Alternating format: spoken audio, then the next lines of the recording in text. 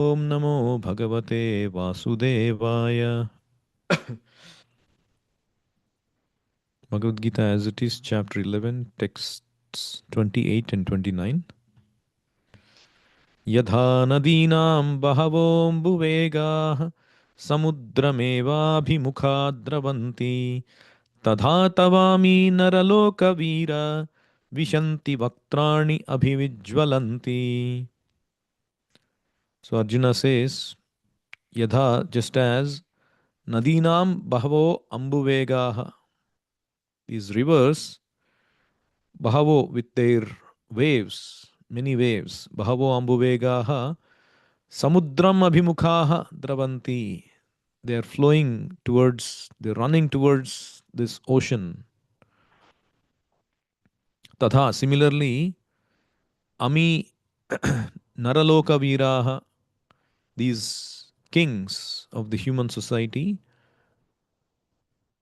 tava vaktrani vishanti abhivijvalanti. They are entering into your blazing mouths. Just like these rivers with their many waves are rushing towards the ocean, these various kings are entering into your mouths. Yadha pradiptam jvalanam patanga vishanti nashaya samruddha vega tadhaiva nashaya vishanti lokas tavapi vaktrani samruddha vega. Again, yadha, just as pradiptam jvalanam patanga vishanti nashaya samruddha vegaha. This patanga, patanga means these moths, these insects.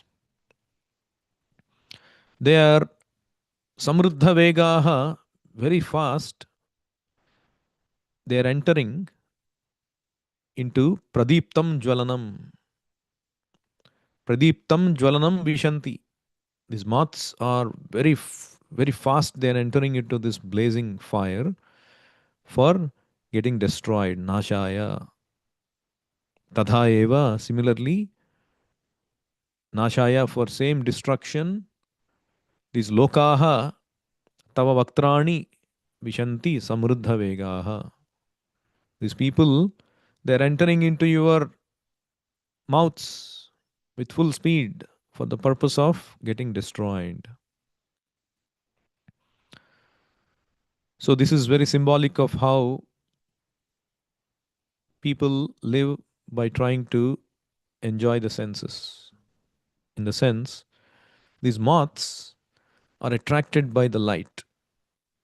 This example is given to indicate that how attraction rushing towards an attraction is not probably the right thing, always the right thing to do, unless it is spiritual object like Krishna, unless it is a reality. Either the animal running towards the illusory attraction of a mirage in the desert. The animal is running to find water. It's running, running, running, the hope of getting water, but it never gets it, and eventually it dies out of thirst. Or this donkey running and carrying heavy load, running and walking and carrying heavy loads just to get that carrot dangling in front. Or this moths running towards the fire without understanding that it is going to be the cause of its destruction. Similarly, the human beings, they run towards the objects of sense gratification to enjoy the senses, mad after them, but they don't realize that they are basically going closer to death in terms of spiritual death.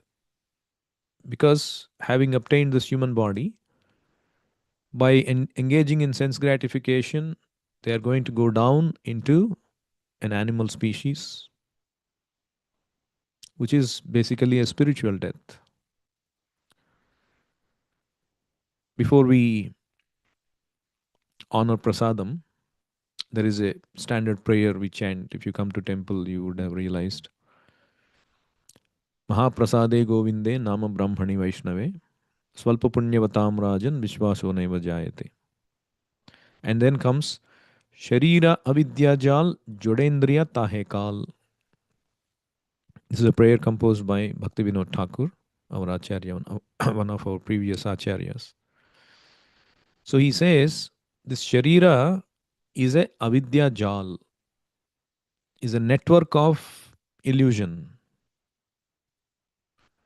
And these Indriyas are Jada Indriyas. They are not very sharp to understand spiritual matters. That is why they are Jada. Jada means dull.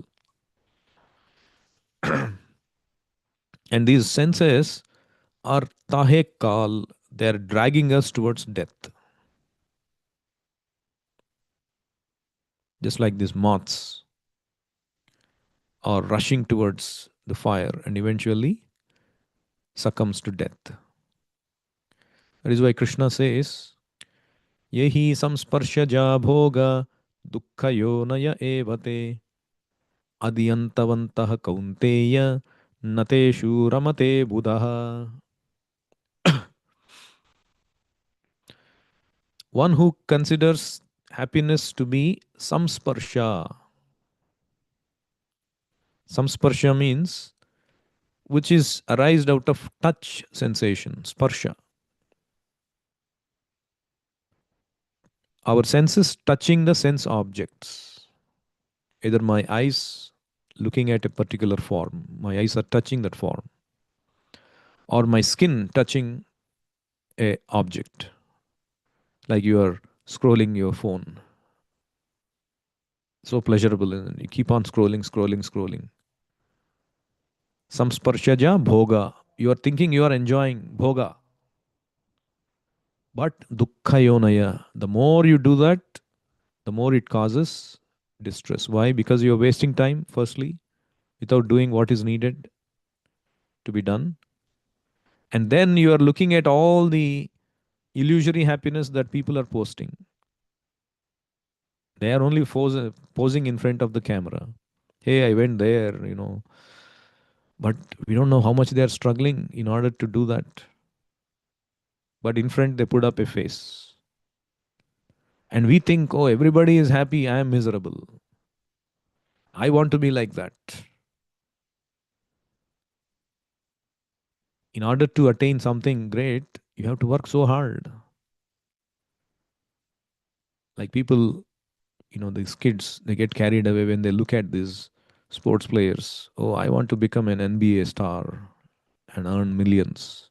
Oh, I want to become a YouTuber and keep earning for my views, without understanding that there are millions of them working and hardly some handful of them are successful. And as a result, what happens? They are imitating them without working hard, and they are getting into bad habits.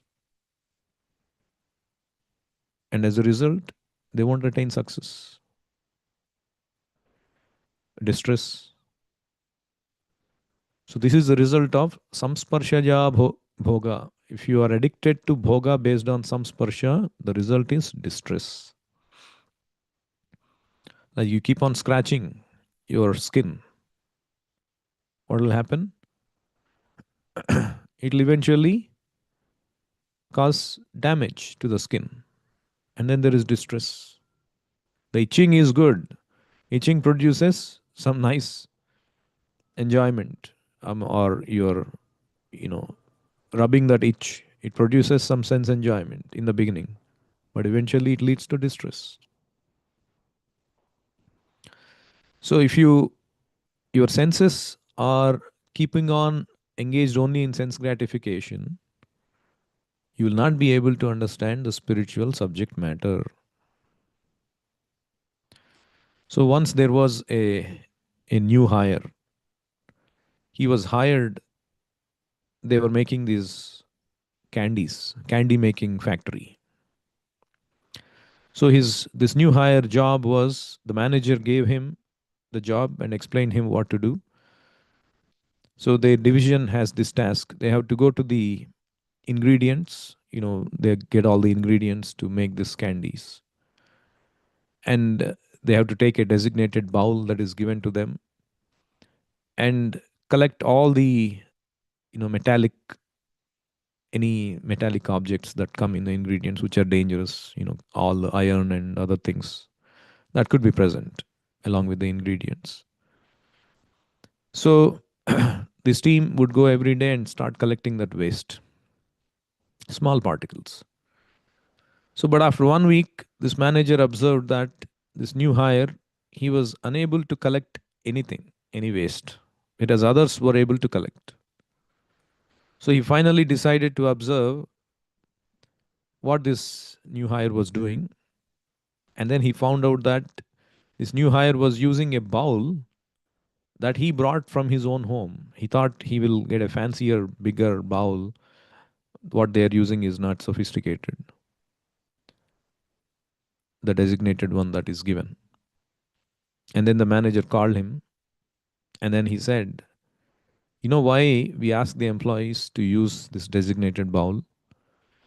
Because it is made of magnet, even though it appears not sophisticated, not the most attractive, but it has the power to attract only the metals and leave other ingredients." And then the new hire realized. He thought, oh, these bowls looked old and unsophisticated, not very advanced. I had a nice bowl, sturdy and quite apt for this job I brought from home. No wonder that I was not able to collect anything. So we can derive some instructions from this. In spirituality, this the manager who is giving the instructions is considered like the spiritual master. There are reasons why he gives certain instructions, even though it might appear very old, not adjusted to the new situation, new advancements, new things in life. We might think, oh, I can do better. But there is a reason why the spiritual master gives those instructions. And as a new hire or a jiva newly interested to take up spirituality or Krishna consciousness, it is our duty to follow. And that magnetic bowl that is given are that instructions capable of holding or capable of increasing our spirit Krishna consciousness. Whereas the ordinary bowl is like our mind and senses that we bring on our own. Oh, why I need the instructions of the spiritual master? I can do better. I can use my senses. But the problem is our senses are used for sense gratification, just like the bowl he brought. They are not capable of holding the spiritual matter, understanding the spiritual matter, because our senses, as long as they are attracted to sense gratification, as long as we use our senses for the purpose of sense gratification, they remain dull. अतः श्रीकृष्ण नामादि न भवेद् ग्राह्यमिन्द्रियैः सेवोन्मुखे हि जिह्वादौ स्वयमेव स्फुरत्यदः. Sri Krishna Nama Adi, Lord Krishna, his holy name and his pastimes and the tattva of Krishna consciousness. Na bhaved grahyam indriyaihi, our senses they cannot understand.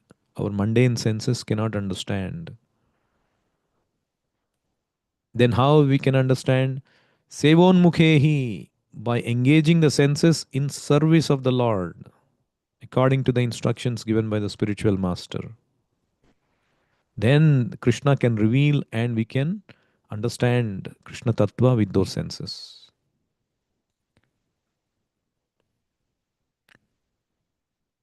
The more we render service, the more we become eager to follow the instructions of the spiritual master, the more we can understand Krishna consciousness. That is why sense gratification goes against our progress in Krishna consciousness.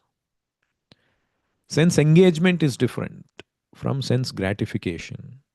Sense engagement means we are given this body. So our body needs to be taken care. Just like the body needs to be maintained at 98.6 degrees Fahrenheit, isn't it? You cannot make it zero also.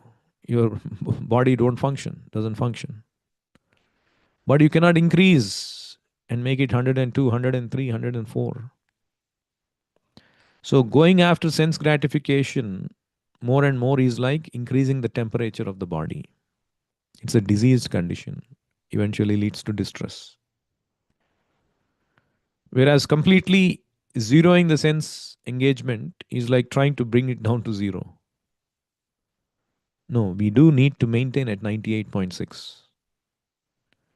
So sense engagement must be there as much as it is required. So one person was asking, so why did Krishna give that taste for sense enjoyment if the purpose is to engage in spiritual consciousness? Because that rasa is there, people are engaging.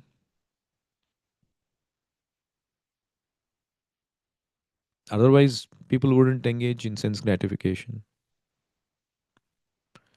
The reason why Krishna puts taste, some rasa in the senses is to maintain the temperature at 98.6. If there is no enjoyment, if there is no rasa there is no motivation for people to live also, isn't it? If you want to go back to Godhead, you have to live properly, you have to engage the senses in the service of the Lord, you have to keep your body active, fit. So you have to have some kind of taste for the senses to keep the body fit and active. Without that, nobody has any motive.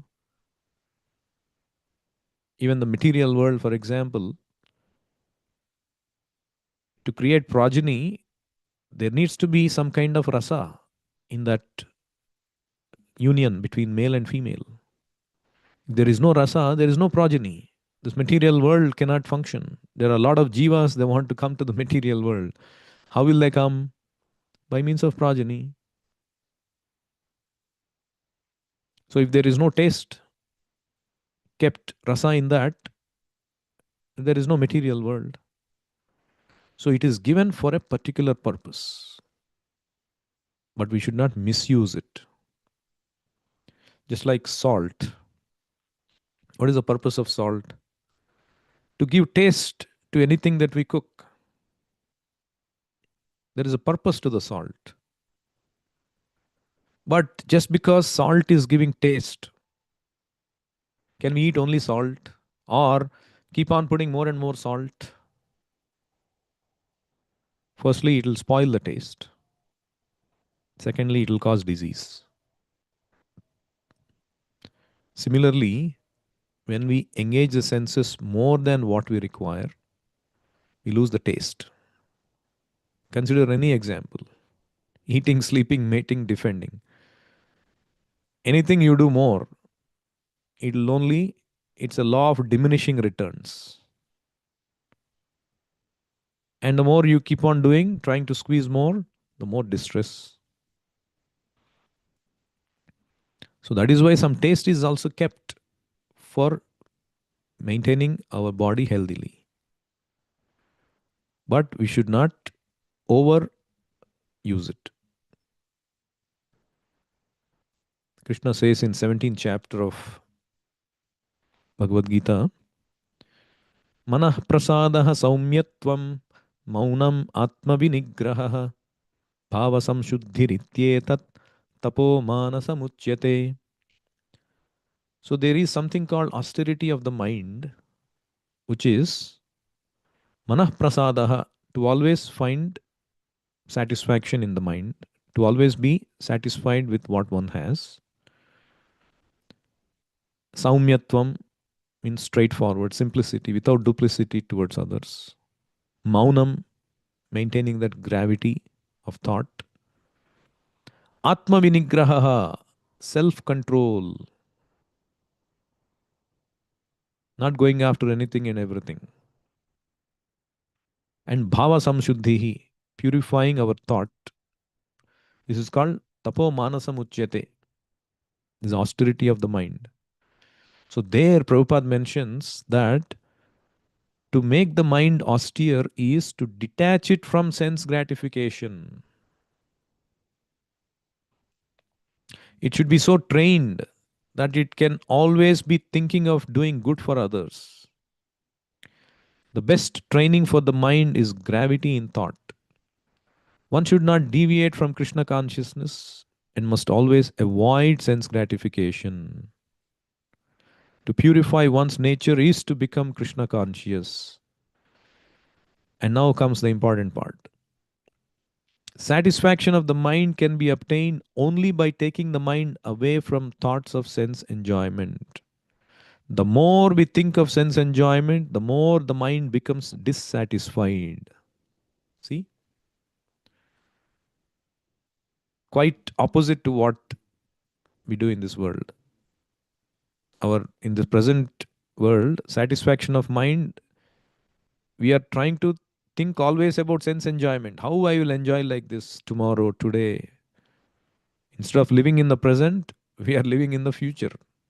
And when we go to that future, again we are living in the future without enjoying that present. So, satisfaction of the mind can be obtained only by taking the mind away from the thoughts of sense enjoyment. Why? Because the more we think of sense enjoyment, the more the mind becomes dissatisfied.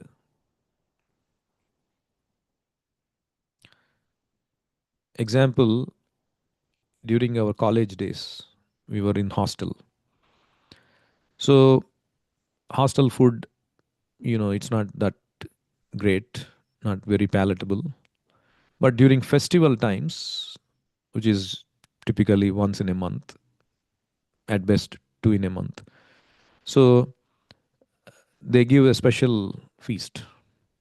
They make 7, 8 items and they only come and serve and all that. So we would be eagerly waiting for those days. And then we will go and sit. First, the moment they open this mess, we call the mess. And then we'll go and sit, and these people are coming and they start to serve. And then instead of focusing on what is being served on the plate and eating that, we are trying to, hey, let me take the next item. And let me take again this item before it gets over. Pile up more and more and more. You are basically focused on what they are coming to serve and what others are taking. And maybe this will get over. Let me take more. So you have thought so much about that feast for so long. Instead of enjoying that, you are continued to thinking, oh, maybe I'll miss out. This is how I should enjoy. And as a result, your whole eating is focused on anxiety.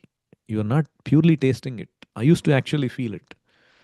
Normal days only I was enjoying eating more, eating nicely, than these days where, people are rushing and trying to gather. It's just only hankering and lamenting.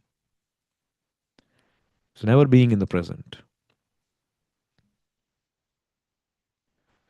So that's what Prabhupada says when he says, the more we think of sense enjoyment, the more the mind becomes dissatisfied.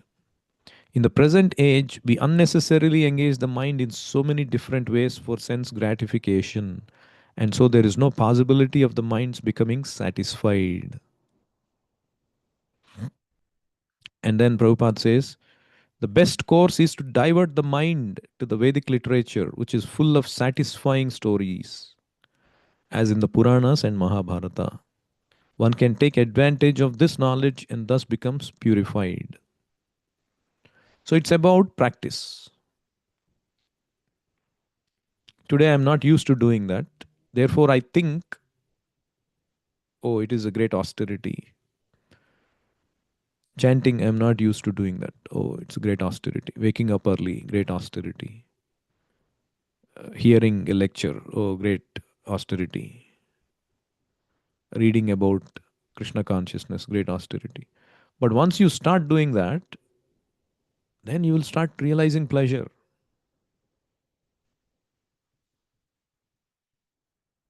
It is like the uh, jaundiced person tasting jaggery.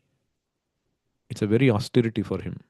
He'll taste it bitter because of his jaundiced tongue. The problem is with his tongue, not the candy, not the jaggery. But the more he takes that jaggery, his jaundice is getting cured. Jaggery is one of the best medicines for jaundice.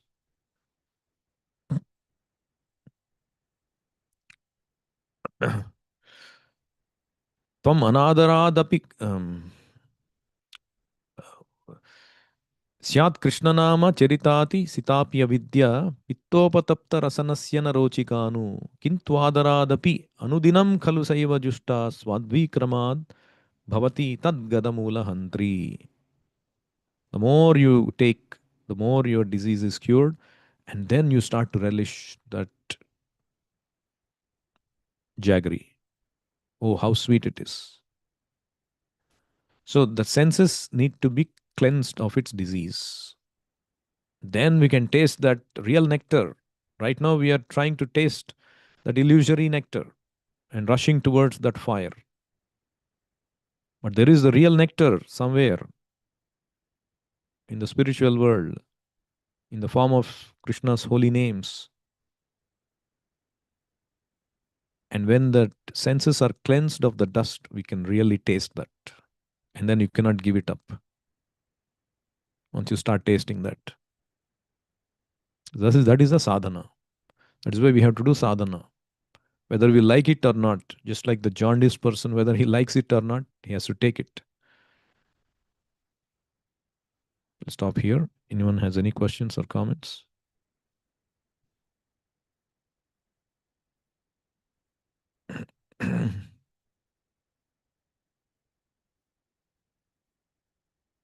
Bhagavad Gita as it is की जाए, शीला प्रभुपाद की जाए, निताई गौर प्रेमानंदे, हरि हरि बोल, हरे कृष्ण.